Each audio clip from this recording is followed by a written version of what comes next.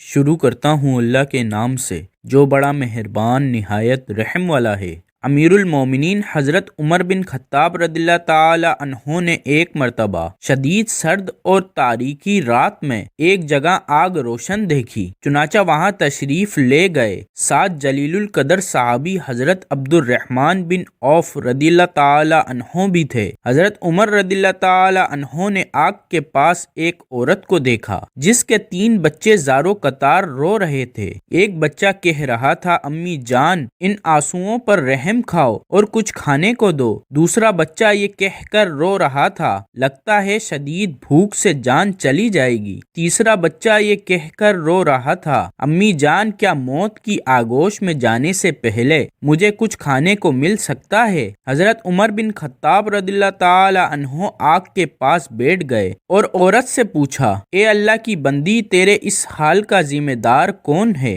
عورت نے جواب دیا کہ اللہ میری اس حالت کا ذمہ دار امیر المومنین عمر ہے۔ حضرت عمر رضی اللہ تعالی عنہ نے اس سے فرمایا، کوئی ہے جس نے عمر کو تمہارے حال سے آگاہ کیا ہو؟ عورت نے جواب دیا، ہمارا حکمران ہو کر وہ ہم سے غافل رہے گا، یہ کیسا حکمران ہے جس کو اپنی رعایا کی کچھ خبر نہیں؟ یہ جواب سن کر حضرت عمر بن خطاب رضی اللہ تعالی عنہ راتوں رات مسلمانوں کے بیت المال گئے اور دروازہ کھولا۔ بیت المال کا محافظ چوکیدار بولا، خیر تو ہے امیر المومنین؟ حضرت عمر رضی اللہ تعالی عنہ نے اس کا جواب نہیں دیا اور آٹے کی ایک بوری، گھی اور شہد کا ایک ڈبہ بیت المال سے نکالا اور چوکیدار سے فرمایا، انہیں میری پیٹھ پر لاد دو۔ چوکیدار نے عرض کیا، آپ چاہتے کیا ہیں؟ حضرت عمر رضی اللہ تعالی عنہ نے فرمایا، میری پیٹھ پر لاد دو۔ چوکیدار نے عرض کیا، آپ یہ چیزیں اپنی پیٹھ پر نہ لادیں۔ چوکیدار نے کوشش کی کہ سامان وہ خود اپنی پیٹھ پر لاد دے،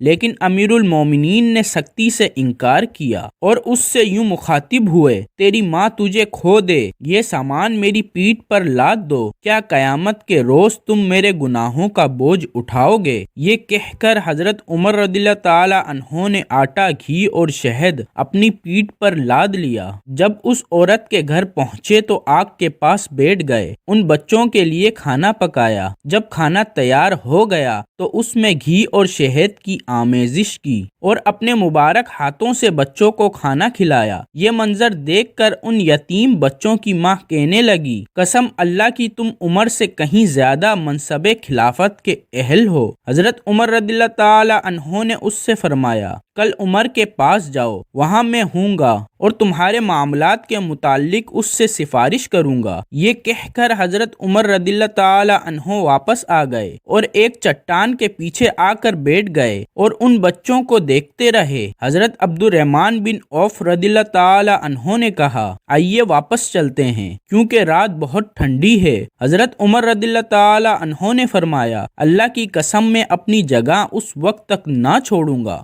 جب تک ان بچوں کو ہنستا ہوا نہ دیکھ لوں جیسے میں نے آتے وقت انہیں روتے ہوئے دیکھا تھا۔ اگلے روز اس یتیم بچوں کی ماں دربار خلافت میں گئی۔ وہاں اس نے دیکھا کہ حضرت علی بن ابی طالب اور عبداللہ بن مسعود رضی اللہ تعالی عنہ کی مابین ایک شخص تشریف فرما ہے اور وہ دونوں حضرات اسے امیر المومنین کہہ کر مخاطب کر رہے ہیں، اور یہ وہی شخص تھا جس نے گزشتہ رات اس عورت اور اس کے بچوں کی خدمت میں گزاری تھی، جس سے اس نے کہا تھا، اللہ میری اس حالت کا ذمہ دار عمر ہے۔ چنانچہ جب عورت کی نگاہ حضرت عمر رضی اللہ تعالی عنہ پر پڑی تو گویا اس کے پاؤں تلے سے زمین کھسک گئی۔ امیر المومنین نے عورت سے فرمایا، اللہ کی بندی تیرا کوئی قصور نہیں، چل بتا تو اپنی شکایت کتنی قیمت کے عوض فروخت کرے گی؟ عورت بولی، معاف فرمائیے اے امیر المومنین۔ حضرت عمر رضی اللہ تعالی عنہ نے فرمایا، قسم اللہ کی تو اس جگہ سے ہٹ نہیں سکتی جب تک میرے ہاتھ اپنی شکایت بیچ نہ دو۔ بالآخر حضرت عمر رضی اللہ تعالی عنہ نے اس بیوہ خاتون کی شکایت اپنے مال خاص سے 600 درہم کے عوض خرید لی اور حضرت علی بن ابی طالب رضی اللہ تعالی عنہ کو کاغذ قلم لانے کا حکم دیا اور یہ تحریر قلم بند کرائی۔ ہم علی اور ابن مسعود اس بات پر گواہ ہیں کہ فلاں عورت نے اپنی شکایت امیر المومنین عمر بن خطاب کے ہاتھ فروخت کر دی ہے۔ پھر امیر المومنین حضرت عمر بن خطاب رضی اللہ تعالی عنہ نے فرمایا، جب میری وفات ہو جائے تو اسے میرے کفن میں رکھ دینا تاکہ میں اسے لے کر اللہ سے ملاقات کروں۔